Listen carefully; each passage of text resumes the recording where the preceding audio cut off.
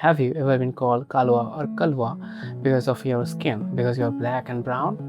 Well, you're not the only one. It's a trend, a dogma that Indian society experiences. It's an habit that Indian people prefer white skin, obsess over white skin, even though they are mostly brown and black. So in this video, shall we try to understand why Indian people are obsessed with white skin, what's this history, psychology and philosophy behind it, and also try to find a solution to overcome this problem. There are very logical, understandable reasons why Indian peoples, the Indian society is so much obsessed with light and pale skin, even though their own kids, children, and they themselves are mostly brown and black. So there are actually four major reasons why this happens: status, colonialism, the halo effect, and the media reinforcements. We'll be trying to understand them one by one. So first of all, it is the status. White skin is considered to be elite and of the upper classes. Why? Well, for that we have to understand a little bit of geography and history. You know that India is a tropical country, which means is that India is near, almost in the equator, which means that India receives a lot of sunlight directly on its surface, also on its people. So for everyday work, you need to go out of your house, for school, for colleges, for offices, which means that you are almost in touch, directly or indirectly, with the sunlight, which means you are getting tan heavily. And over the time, it doesn't matter if you are black or white, by absorbing sunlight more and more, you become brown or black. However, there are a certain amount of people, a certain class of people who don't need to go outside of your home every day. They can afford, they can choose to stay at home. Throughout the history, Indian peoples are mostly farmers and normal workers who they must go outside their home to be able to afford their meal. Like farmers, they need to work tons of time in the farmland. Workers, they need to travel a lot.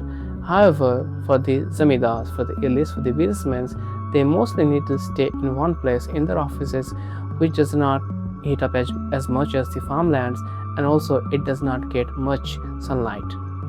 Over the time, the people that work in the field, in the streets, become brown. They are mostly poor people, and the elites, the riches who avoid the sun because they don't need to be in touch with sun, they become white. That's how hundreds of years ago, if you saw someone who is mostly white and not brown, you could literally, obviously tell that they don't need to go outside of their home simply because they are rich, which means white peoples are rich. That's why also sometimes education, respect, reputation is associated with white skin. If you are white, that means you have a powerful and capable background, which means you have been taught as well. You have gone to school, colleges, and you are educated and you should be respected. However, for a farmer, a kid from a farming family doesn't have that. He did not go to schools or colleges, so he is brown and he is uneducated. Then comes the Britishers, who are not just white but completely, over the top white. We have never seen something like them. For the first time, we saw Indian white people getting mocked by the Britishers in terms of skin color, And these white peoples were cunning. They were super intelligent, super powerful, and super capable.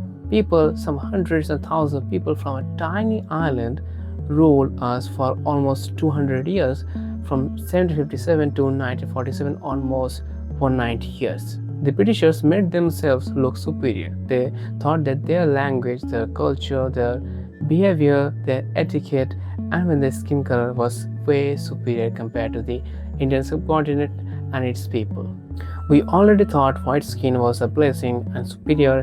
However, after watching the Britishers, we just could not think of that anymore. We thought white skin is just godly, and if you are white, then you are super dangerous, super capable, super strong, and you are worthy of respect. Then there is also a psychological effect, which is known as the halo effect, in which we assume if there is a person who is this, then they are also that. What I mean is that if they are educated, then they are white, and if they are white, then they are rich, and if they are rich, then they are powerful.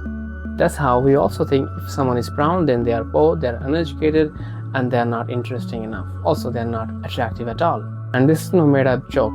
There are people who literally think that white skin is superior and brown skin is inferior, and if you are brown, then you are not anywhere close to the people who are white.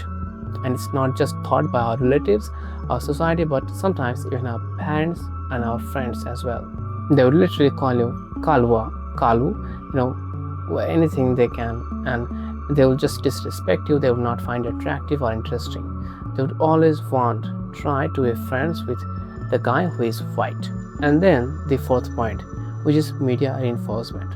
You have noticed that every movie, every ad, every series has heroes, characters who are mostly white. You would rarely see black or brown people being introduced, even though that has changed a lot in the recent times.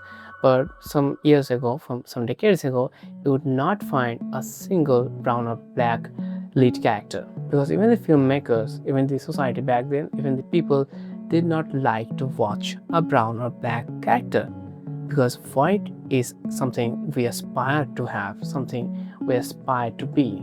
And these things have devastating effect in ourselves, also in our society.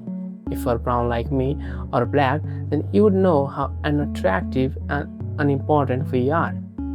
That people think that we are not good enough and not interesting enough, and then they don't really want to be friends with us. Teachers, parents, in schools, in colleges, they would ignore us. They would think that we are uneducated, that we are poor and not worthy of respect. We are discriminated and judged. And then there is a whole industry running on this colorism and racism. People are so desperate to be white that they would spend hundreds of thousands of rupees on creams and treatments just to be white. All because they wanted to be respected, loved, and chosen by the society who does not give a fuck about any of us. And there are very easy and obvious solutions to this problem. The most effective solution is to have more exposure. The less you see white people, the less you connect with them, the less you talk with them, you would never understand how ordinary, how human they are. They too are kind, they too are wise, and they too are just like us, people with insecurities. They too are not perfect, and they too are not some elite, godly, divine beings. That they are just like us. And frankly, it's true. The more I experience, the more I talk to other people, I understand that skin really means nothing. They're just like us, that they are too humans and they too have problems, and they don't see us as badly as we think we are. They see us so normally and they treat us so well. We should not judge individuals based on their skins, but on their quality. If you are white, then don't judge someone who is black or brown. And if you are brown or black, then don't be afraid of a white guy. He's chill as you. Also be friends with him, not because he is white, but because he is a good guy. Thank you for watching this video. And yes, if I have made any mistakes, missed any points, or you have any suggestions, then please do let me know in the comments. I'm still learning and growing.